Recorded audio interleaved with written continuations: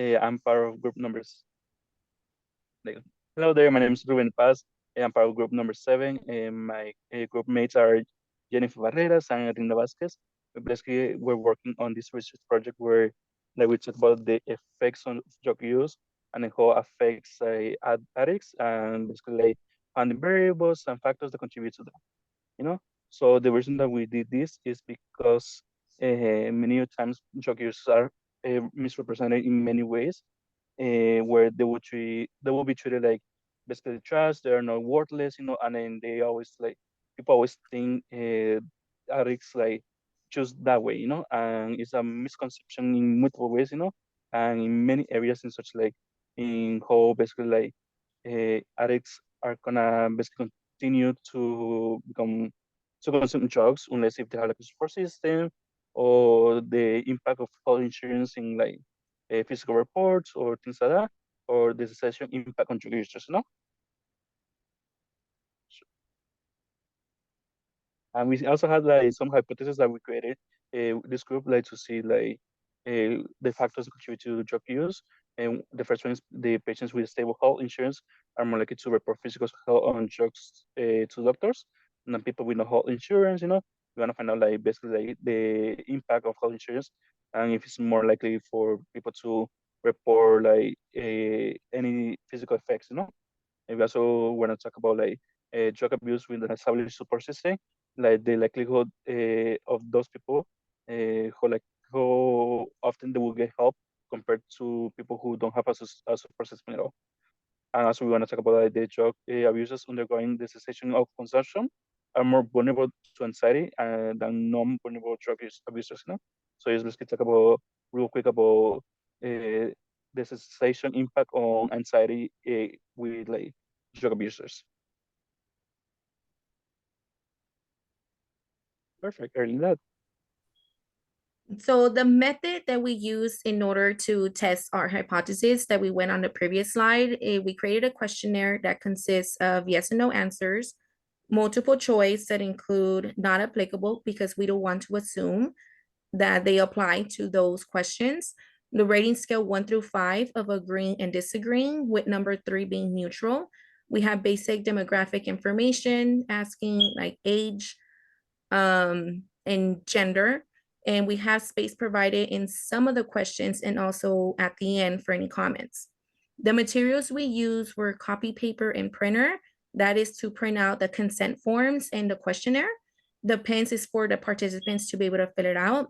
And we have Target $5 gift cards as gratitude for spending time and filling out the forms. We also used to set up the materials were a table, a pop-up tent canopy, 6 chairs, and balloons. Since I had party supplies at home, we did not have to spend any money on this except for the gift cards. So the procedure that we did, our group member, Jennifer, knows someone in the Ultimate Medical and Dental group in the location of Huntington Beach. So she requested permission to be out there. We were there for 4 hours and we randomly selected people coming in and out of the facility and we got a total of 15.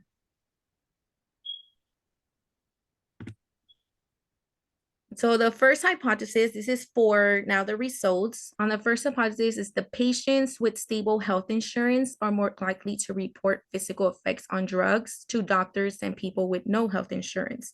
So on this chart on the bottom shows doc PE. So that actually means reporting to a doctor of the physical effects.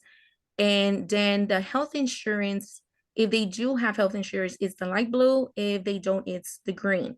So on the left-hand side is people who did report it.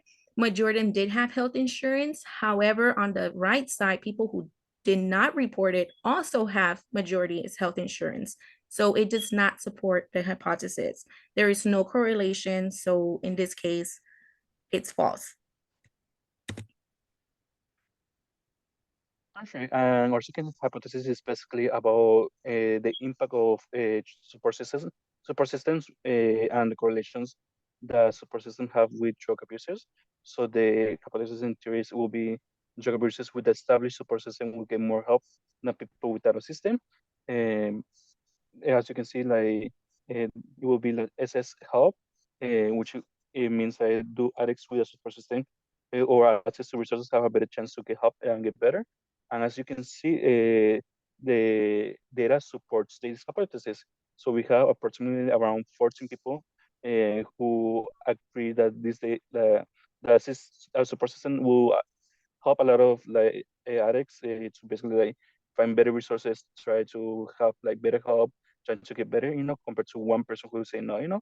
So this data correlates with the hypothesis or with the claim. So yes, it does support the system. For this one, it's a hypothesis drug abusers undergoing the sensation of consumption are more vulnerable to anxiety than non-vulnerable to drug abusers. Scale 8 is defined as higher rate of anxiety. And for the results, it did support that drug abusers undergoing the sensation of consumption are more vulnerable to anxiety than non-vulnerable drug abusers.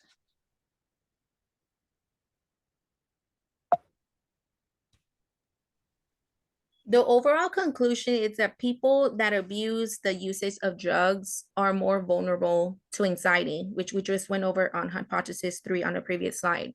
Although we know that drugs can play a part with side effects, including physical ones, they are more likely to seek help if they have a support system, which we went over on hypothesis 2. A support system does not necessarily mean health insurance. I was concluded that having health insurance does not influence whether reporting effects to a doctor or not, which we went over on hypothesis 1.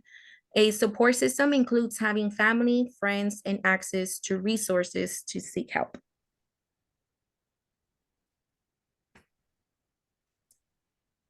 In our study, we were limited, so the amount of participants were only 15, and it was only one location, the Altamed.